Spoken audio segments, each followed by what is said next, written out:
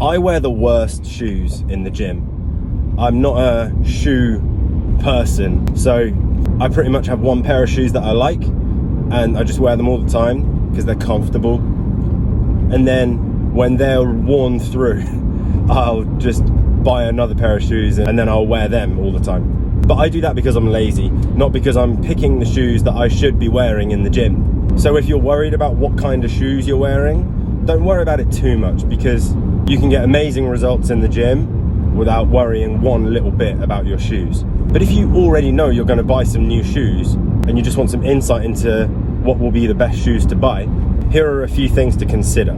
Asking what shoes to buy is like asking what jacket should I buy. It really depends on where you're going to be wearing that jacket. If you want to wear a jacket to a party, you might want something that's a little bit more expensive, a little bit more formal, a little bit nicer.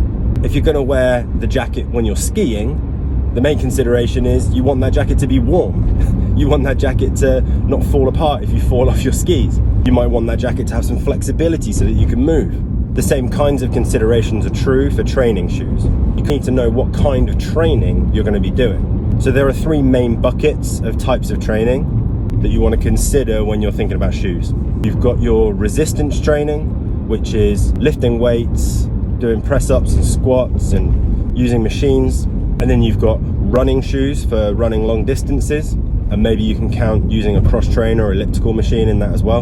And then there's sports like basketball or tennis or five-a-side football or badminton or whatever. Now I'll just address a couple of exceptions, just because you wouldn't be asking this question if you were thinking about what football boots to buy, because it's pretty obvious you need football boots to play football. You wouldn't be asking if you're talking about cycling clips, because if you're riding a road bike, there are special shoes just for riding a road bike, and they're very specific. Or if you're running on a track, you need spikes. If you're doing a 100-meter sprint with spikes on your feet, I'm not talking about that stuff. You're not asking this question, what kind of shoes should I buy, if you want something that specific, because it's quite obvious what kind of shoes you need. I'm talking instead about generic, just trainers, sneakers. And so for resistance training, you want a minimal shoe. You can get these very high-tech minimal shoes that hug your feet and let your toes splay out, but I normally recommend the sort of skateboarding type shoes, flat-soled plim soles, and you can buy them for like £10 in Primark or TK Maxx or whatever. And then when they start to get a bit busted because you're lifting heavy weights in these shoes, and so a lot of extra weight is going through those shoes, so they're likely to get a little bit busted over time, you can just buy another pair. But if you want to go high tech and you want to spend a little bit more money, you can get these minimal shoes. You can buy very good minimal shoes. Vibrams are a good brand, and there's a bunch of others. Just Google minimal shoes and they're going to be good ones to wear in the gym. But don't spend too much money. Flat soles, being able to feel the ground through the sole. You actually want something that's a little bit flimsy, that's almost like not really wearing shoes at all. Then when it comes to running shoes, you want something very specific. You want something that cushions all of that impact that you're putting through your foot.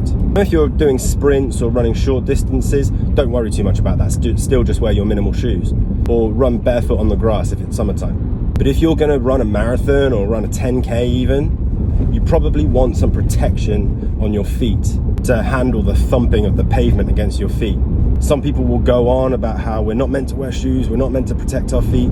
Our ancestors never wore shoes, but our ancestors also never did road running on concrete and pavement. So you need to protect your feet from constantly running on rock and cement if you're going to be doing a lot of running.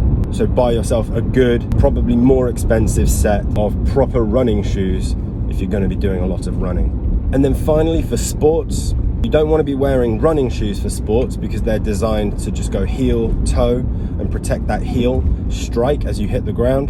And they're designed as if you're only going to be running in a straight line the whole way. But in sports, you're going to change direction a lot. So the soles on basketball shoes and tennis shoes tend to be a little bit wider. The grip tends to be aligned in less of a linear fashion along the bottom of the shoe. And they're much flatter, so you can change direction more easily.